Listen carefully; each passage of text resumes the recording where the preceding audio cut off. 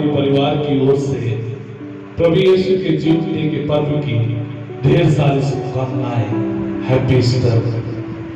मेरे प्रिय भाई और बहनों, आज के दिन पूरा संसार प्रभु यीशु क्रिस्त के जीवने का पर्व मना रहा है। सोचने की जरूरत है, मनन करने की जरूरत है, क्या यीशु मेरे और आपके जीवन में जी उठा है? मेरे प्रिय भाई और बहनों, प्रभु यीशु के जीवने के पर्व को मनाने का अर्थ है कि मैं और आप यीशु के साथ एक हो जाए।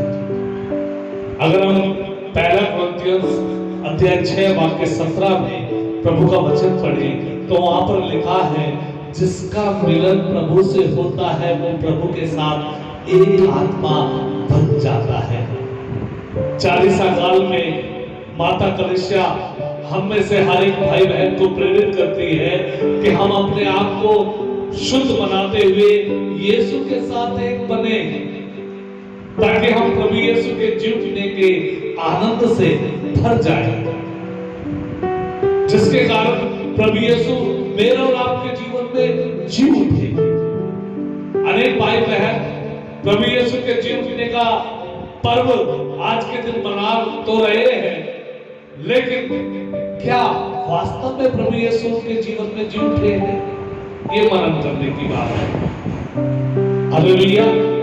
अनेक लोग प्रभु यीशु के जीवने का पर्व केवल इस सांसारिक रीति से मनाते हैं, पार्टी करते हैं, एक दूसरे को मुबारकबाद देते हैं।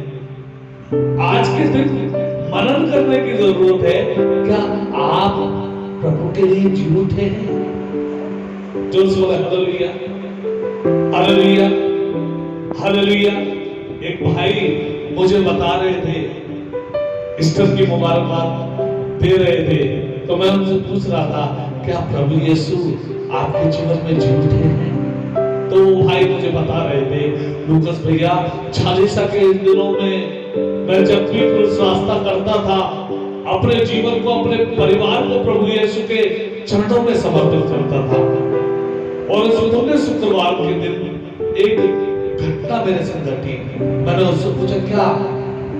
तो भाई उससे बोलने लगे, लूकस भैया जब उस यात्रा मैं कर रहा था, अपने जीवन को, अपने परिवार को समर्पित कर रहा था, तो एक शांति मेरे जीवन में छा गई। मुझे ऐसा लगा जैसे यीशु मेरे साथ है। मेरे प्रिय भाई और बहनों, प्रभु यीशु के जी उठने का पर्व मनाने का अर्थ है कि हम बुराइयों के लिए मर जाए और यीशु के लिए जी उठे। प्रभु के वचन में यदि मैं और आप पढ़ेंगे, श्लोक 32 वाक्य 10, वहां पर लिखा है, दुष्टों को अनेक प्रकार के दुख झेलने पड़ते हैं, लेकिन जो प्रभु पर भरोसा रखते हैं उन्हें प्रभु की कृपा घेरे रहती है। वही व्यक्ति प्रभु यीशु के जी उठने का आनंद महसूस कर सकता है जो प्रभु के साथ एक है। संत पौलुस हमें समझाते हैं, अगर हम रोमियो के नाम संत पौलुस का पत्र अध्याय 6 वाक्य 5 में पढ़े, तो मैं आपके लिए पढ़ रहा हूं, ध्यान दीजिए। यदि हम इस प्रकार उनके साथ मरकर उनके साथ एक हो गए हैं, ईस्टर पर्व का अर्थ है हम ईसा मसीह के साथ एक हो जाए। हम ईसा मसीह के साथ एक हो जाए। वाक्य 6 में एक विशेष बात लिखी है, हमें कभी नहीं भूलना चाहिए कि हमारा पुराना स्वभाव उन्हीं के साथ उस पर चढ़ाया जा चुका है, जिससे पाप का शरीर मर जाए और हम फिर पाप के दास न बने। ईस्टर पर्व, प्रभु यीशु के जी उठने का पर्व मुझे और आपको सिखाता है कि मेरा और आपका स्वभाव, जो पाप का स्वभाव था, जो मरने का स्वभाव था, जो चिंता का स्वभाव था, जो निराशा का स्वभाव था, जो दुख का स्वभाव था, जो बीमारी का स्वभाव था, उन सारी बातों को यीशु ने अपने ऊपर ले लिया और क्रूस पर मर गए। इसलिए संत पौलुस इस बात को समझाते हैं कि यदि मैं और आप उनके साथ मर गए हैं तो उन्हीं के साथ जी उठे, तब प्रभु यीशु के जी उठने का पर्व मैं और आप खुशी के साथ मना पाएंगे। नहीं तो जैसे थे वैसे ही रहेंगे। संत पौलुस हमें समझाते हैं यदि हम इस प्रकार उनके साथ मरकर उनके साथ एक हो गए हैं तो हमें भी उन्हीं की तरह जी उठना चाहिए। प्रभु यीशु मरकर तीसरे दिन मुर्दों में से जी उठे,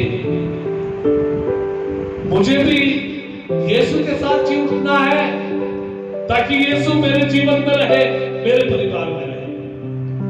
जो हालेलुया, यीशु की स्तुति हो, यीशु को धन्यवाद। हालेलुया। अध्याय 6 इसी अध्याय के वाक्य 8 में लिखा है, हमें विश्वास है कि यदि हम मसीह के साथ मर गए हैं तो हम भी उन्हीं के जीवन के भी भागी होंगे। यदि हम प्रभु के साथ मर गए हैं तो प्रभु के जीवन के भागी होंगे।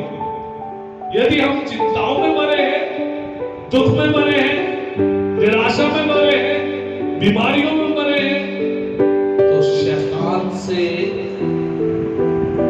जो बातें उत्पन्न होती हैं मैं और आप उसके अधिकारी होंगे।